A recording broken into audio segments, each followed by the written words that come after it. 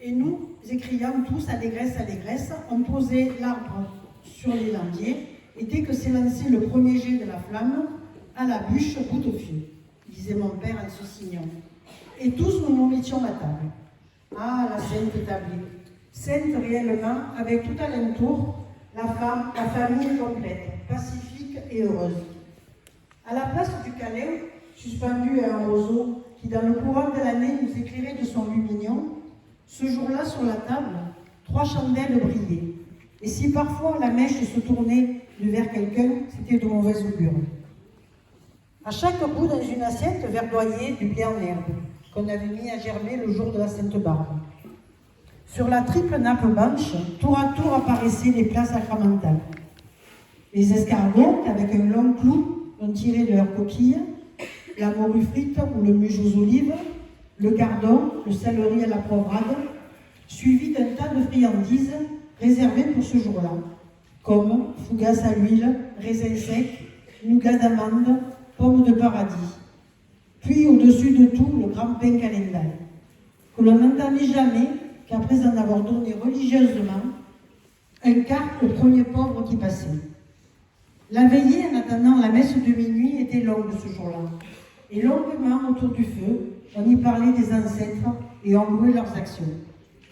Donc ça, c'est ce qu'a vécu Mistral quand il était petit.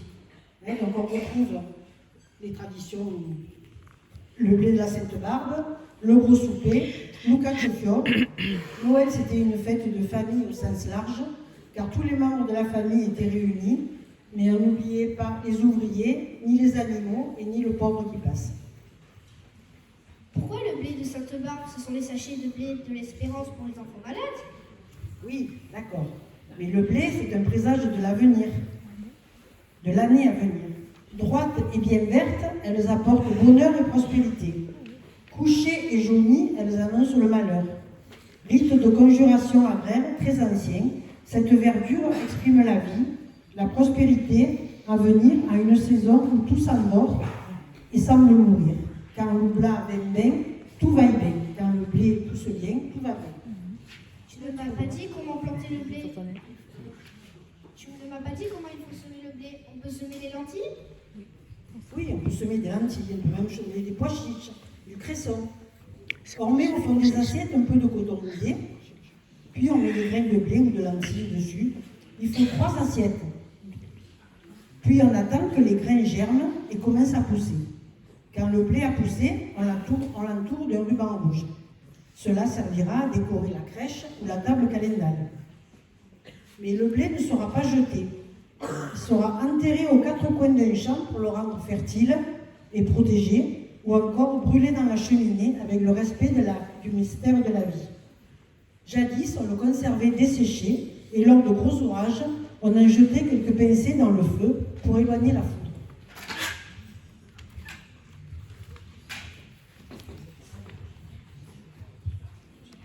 Donc la table calendale qui est là. Donc dans toutes ces traditions, on retrouve des symboles.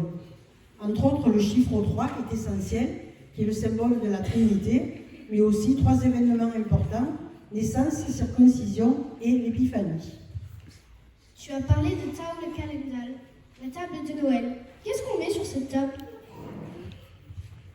Donc les 3 nappes, les 13 toiles, déposées par grandeur décroissante et qui resteront jusqu'à l'épiphanie. Donc c'est aussi blanche, c'est un syndrome. L'infirmière qui parle. L'infirmière. Symbole de pureté.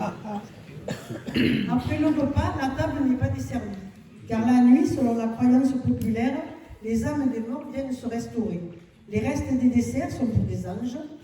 Il faut cependant relever les coins de la nappe pour empêcher les mauvais esprits de monter et de jeter des sorts victuailles.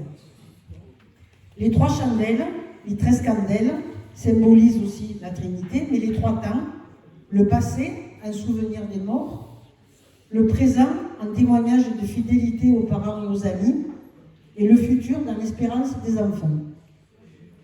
Les 3 assiettes de verdure, donc blé ou lentilles, les tracietou, toujours pareil, au nombre de 3. Et en décoration, sur la table calendale, on peut ajouter du petit hou, donc le fragon, le ver buissé, ou encore appelé calendau. C'est là encore un symbole de la vie, comme l'olivier, avec ses feuilles toujours vertes, piquantes. Elle leur rappelle la couronne d'épines et ses fruits rouges, les larmes de sang que versa Marie-Madeleine. On peut trouver également du chêne kermès. Dans la tradition provençale, il n'y a pas de gui qui est réputé porter malheur. Il est drôle le pain, on dirait un soleil, une boule. Et combien de petits pains 1, 12, 13, 4, 5, 6, 7, 9, 10, 12, 12. Et voilà, 12, encore un symbole là. Donc 13, donc c'est la scène, Jésus et ses 12 apôtres. Donc un gros pain en forme ronde avec les 12 petits pains autour, qu'on peut décorer soit avec du laurier, de la myrte ou du petit hou. L'aïeul donc prend le pain, il fait un signe de croix, puis le répartit aux différents convives. Un morceau est gardé pour les animaux de la ferme, un autre dans l'armoire pour les mauvais jours, et un morceau pour le premier pauvre qui passe. Les mariniers en emportaient un morceau sur leur navire et le jetaient à la mer pour calmer la tempête. Pourquoi il n'y a qu'une assiette? C'est le couvert du pauvre, une place réservée pour le pauvre qui passe.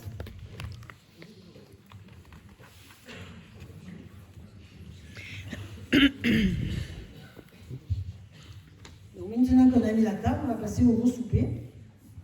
Donc le gros souper, il se partage en famille dans la soirée du 24 décembre, avant la messe de minuit. Il est gros, car abondant, mais maigre, c'est-à-dire sans viande. Autrefois, on jeûnait pendant l'Avent et on mangeait maigre jusqu'à Noël. Le repas gras ne se fera que le lendemain avec la dinde rôtie. Dans l'Antiquité, pour apaiser la colère d'Osiris, on lui offrait une oie grasse. Et donc de là vient la dinde pour le jour de Noël. Donc ce gros souper, il permet de montrer que le maître de maison a d'abondantes réserves pour l'hiver. On réserve pour ce souper tout ce que la terre produit de meilleur.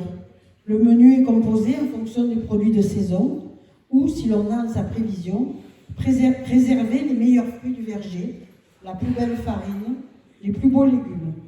On n'achète pas à l'extérieur des nourritures fantaisie comme aujourd'hui.